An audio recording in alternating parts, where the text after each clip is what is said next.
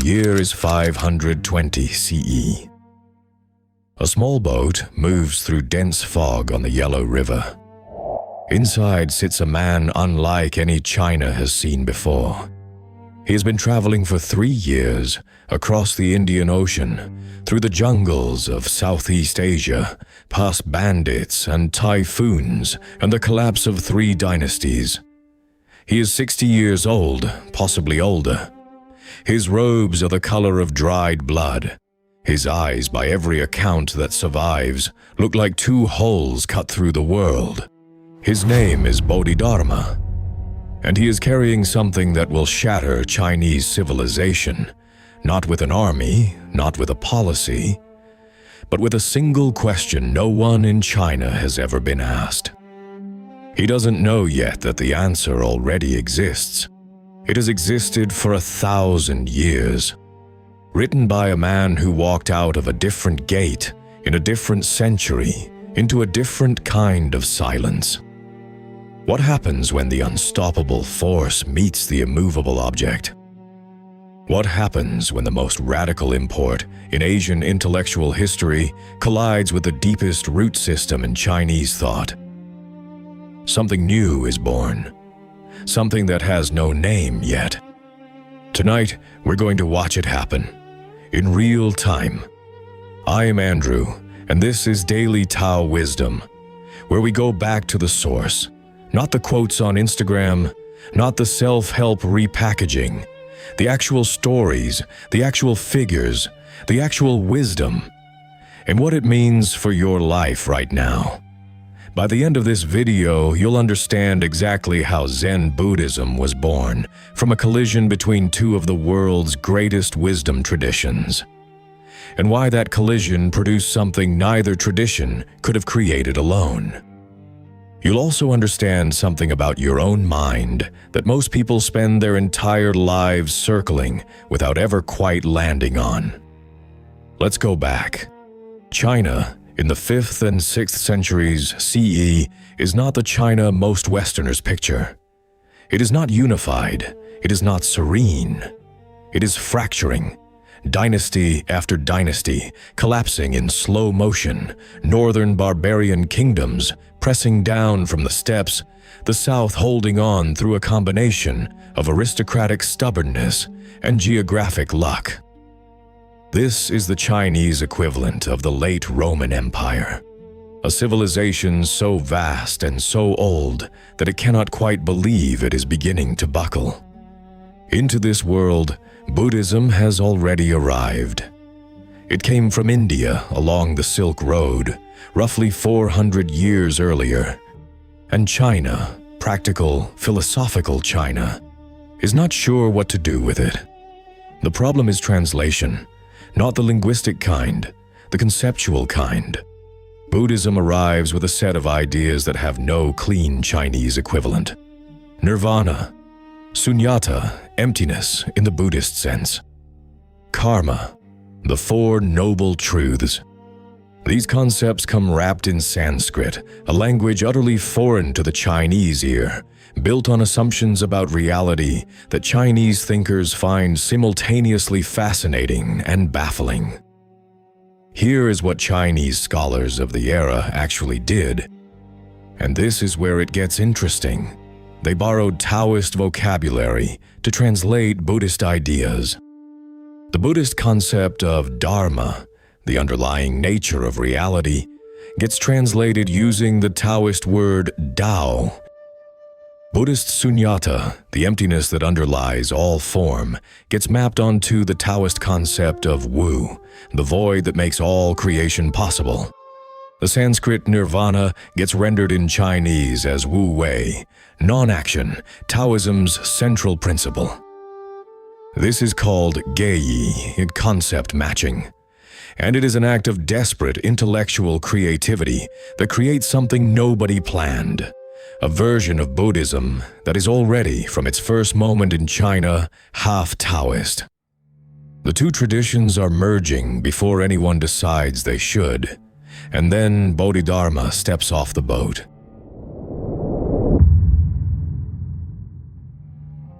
Nobody asked for who was Bodhidharma. The historical record is thin, and the legendary record is enormous, which usually means the truth is somewhere in the uncomfortable middle. What we know, he was Indian, or possibly Central Asian. He was a Buddhist monk, almost certainly trained in a tradition that emphasized direct meditation practice over textual scholarship. He arrived in China sometime between 500 and 530 CE. He was difficult, spectacularly, deliberately, productively difficult. The first documented encounter tells you everything. Emperor Wu of Liang, one of the most powerful rulers in southern China, and a devout Buddhist, summons this famous monk from the West. Emperor Wu has been busy. He has built temples. He has funded the copying of sutras.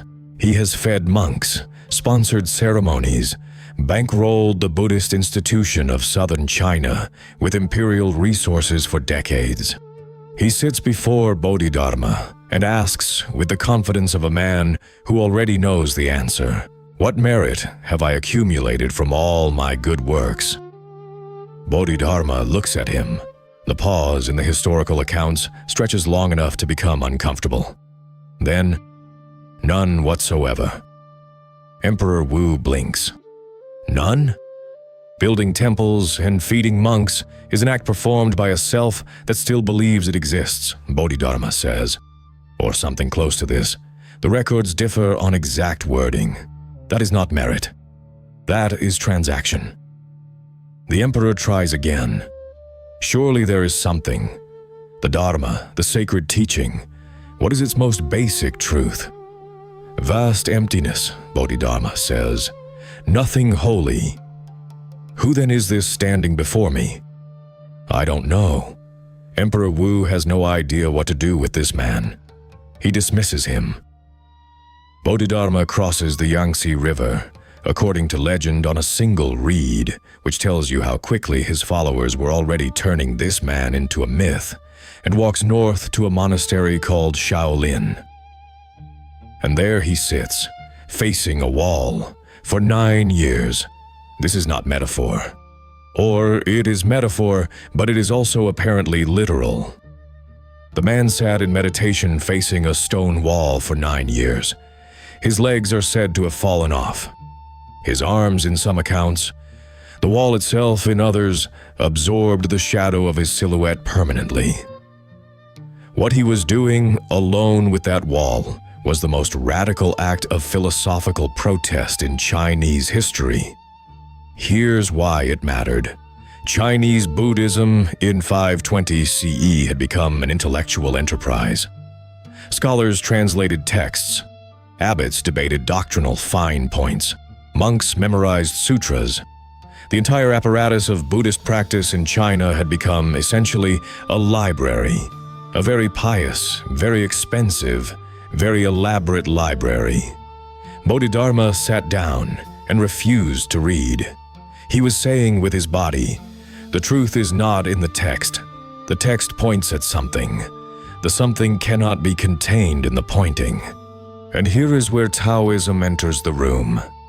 Because there is a man who said almost exactly this 1,000 years earlier.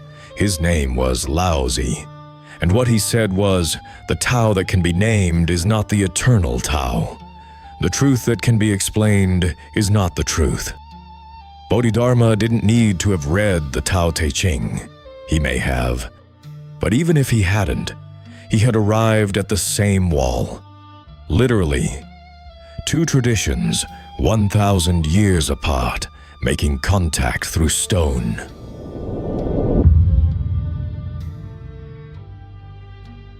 Here is where most people get the story wrong. They frame it as Buddhism arriving in China and Taoism eventually being influenced by it. Buddhism the active force, Taoism the passive recipient. The sophisticated outsider reshaping the traditional local. It went the other way, or rather, it went both ways simultaneously in a collision so complete that the original shapes of both traditions dissolved in the heat of it. consider what the Chinese Taoist tradition actually offered that Indian Buddhism desperately needed. Indian Buddhism, as it came packaged from the subcontinent, carried a peculiar problem. It was allergic to the natural world.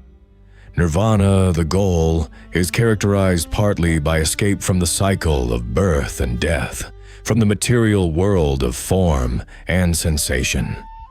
The body is a source of suffering. Nature is the web you're trying to escape. Taoism looks at this and gently, firmly refuses. For Laozi, for Zhuangzi, for the entire Taoist lineage, nature is not the trap. Nature is the teacher. The bamboo bending in the wind demonstrates Wu Wei more perfectly than any human sage. The river wearing away the stone demonstrates Ti, inner power, more clearly than any text. The seasons cycling through without effort demonstrate the Tao itself. You don't escape nature in Taoism. You dissolve into it. This is not a small difference. This is a cosmological fault line.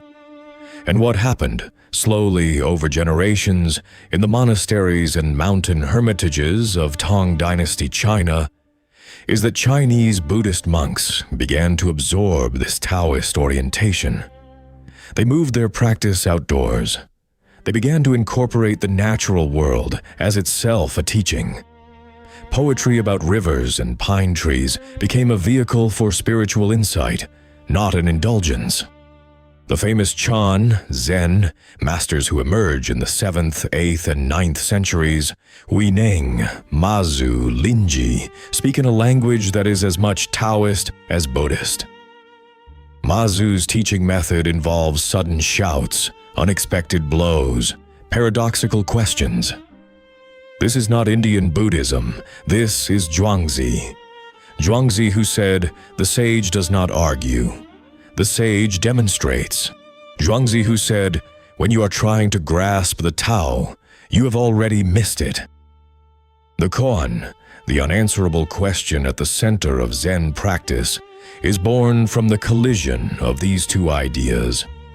Buddhist emptiness meets Taoist paradox. The result is something neither tradition would have generated alone. A pedagogical tool specifically designed to break the student's reliance on rational thought. What is the sound of one hand clapping? That is a Zen question. But Zhuangzi asked it first in different words.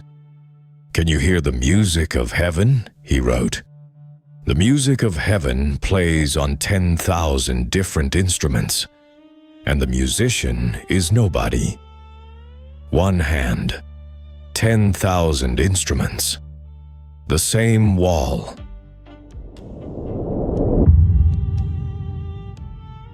There is a story. It is possibly the most important story in the history of Zen. The year is approximately 661 CE. A young man named Huineng is working in the kitchen of a monastery in southern China. He is illiterate. He has arrived at this monastery after hearing a single line from the Diamond Sutra recited by a merchant in a marketplace. A line about the nature of mind. And something in him cracked open like an egg. He cannot read. He is not a monk. He is a woodcutter's son doing kitchen labor in exchange for the right to be near the teachings. The fifth patriarch of Chan Buddhism, Hongren, is old. He announces that he will transmit his robe and bowl, the symbols of the Dharma lineage, to whichever student demonstrates true understanding. He asks everyone to write a verse showing their realization. The head monk, educated, senior, respected, writes on the wall of the corridor. The mind is like a bright mirror on a stand. Constantly polish it so no dust settles. The monastery is impressed. This sounds right. This sounds like Buddhist practice. Diligent, disciplined, cumulative. Hongren reads it. He publicly praises it. Privately, he tells his attendant, "This is not it." Huineng, illiterate, working in the kitchen, asks someone to read the head monk's verse to him. He listens. He asks someone to write his response on the wall, since he cannot write himself. And what he dictates changes the trajectory of East Asian spirituality. Originally, there is not a single thing. Where could dust settle? No mirror, no stand, no dust, no polishing. Not because practice doesn't matter, but because the premise of the head monk's verse is wrong. The mind is not a thing that accumulates or loses purity. It is not an object. It cannot be polished because it has no surface.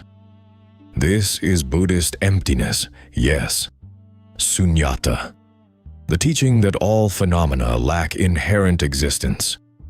But listen to how it arrives, not through logical argument, not through scriptural citation, not through the careful step-by-step reasoning of Indian Buddhist philosophy.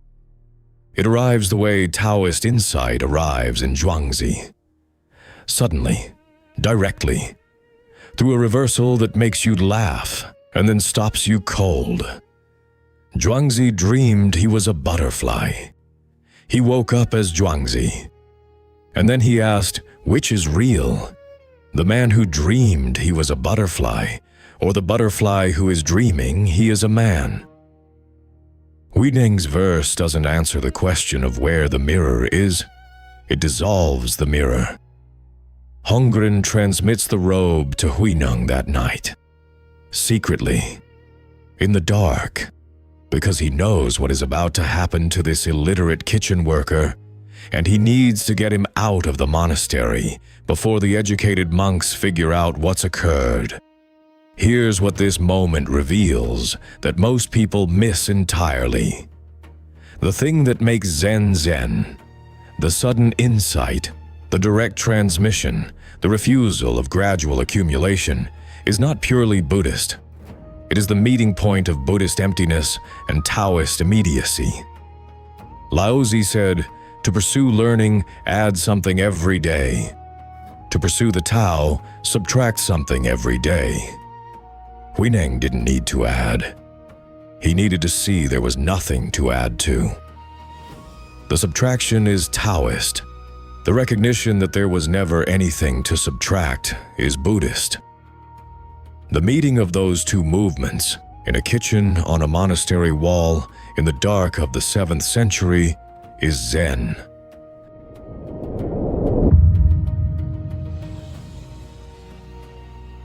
Let's slow down here, because this is where it gets genuinely strange. You'd expect a collision between two great philosophical traditions to produce something more complicated than either one. More sophisticated, more layered. A grand synthesis that incorporates everything from both sides and builds something even larger. Zen did the opposite. The more Buddhism and Taoism merged in China, the more the resulting tradition stripped itself down. The great Tang Dynasty Chan masters, Mazu Daoyi, Huangbo, Linji, became famous not for elaborate doctrinal systems, but for brevity so extreme it bordered on violence. A monk asks Zhao Zhou, "Does a dog have Buddha nature?" Zhao Zhou says, "Wu, no," or nothing, or the absence of any answer. That single syllable, Wu, becomes one of the most famous words in the history of Asian religion. Students sit with it for years. What does it mean? It means nothing and everything. It is the sound of two traditions arriving at the same empty center from different directions. Buddhism's emptiness meets Taoism's Wu, void, non-being, and the result is not an explanation. It is a demonstration. This is precisely what Laozi meant when he wrote, "The Tao that can be spoken is not the eternal Tao." And it is precisely what the Buddha pointed at when he held up a flower and said nothing. And only Mahakashyapa smiled, because he understood. Two gestures, 1,000 years apart. The same gesture, but here's the paradox that broke the scholars. And it's worth sitting with, because it applies to your life right now, today. The moment you try to get this, to understand it, to capture it, to summarize it for someone else at a dinner party, you've lost it. Not because it's deliberately kept obscure, but because the getting is itself the problem. The grasping, the accumulation, the building of a self that now understands Zen. Huangbo, the 9th century Chan master, said to his students, "Even the Buddha and the patriarchs are just men. Nirvana and Bodhi are just names. Why do you go looking for a cage to put yourself in?" That is Zhuangzi's voice. Anyone who has read the Zhuangzi, the real text, not the quotation fragments, knows that Zhuangzi spent considerable energy mocking exactly this. The person who goes looking for wisdom so that they can become a person who has found wisdom. The finding ruins the found. This is the deepest contribution Taoism made to Zen. The recognition that the spiritual path cannot be a project undertaken by the ego, because the ego is exactly what the path is supposed to dissolve.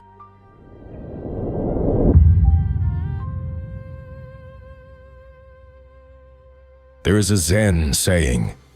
It predates Zen as a label, but it captures the full arc of what we've been following tonight. Before enlightenment, chop wood, carry water. After enlightenment, chop wood, carry water. This is not a riddle. It is a description of something very specific.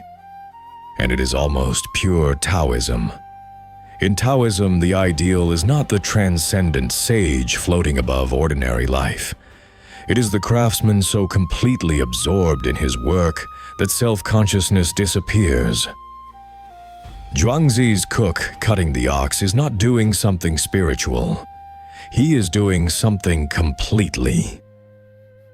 The complete attention, the falling away of the gap between doer and done, is itself the teaching. This is what Taoism gave Buddhism, that Buddhism, coming from India, didn't fully have.